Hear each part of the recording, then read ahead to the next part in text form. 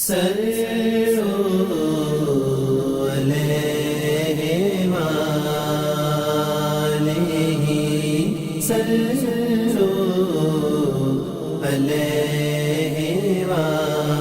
نبی صلی اللہ علیہ وآلہ وسلم ہے، حضرت ابن عمر رضی اللہ تعالی عنہما نے کہا کہ رسول کریم صلی اللہ علیہ وآلہ وسلم نے فرمایا، خدا تعالی کے نزدیک تمہارے ناموں میں بہترین نام عبداللہ اور عبد الرحمن ہے۔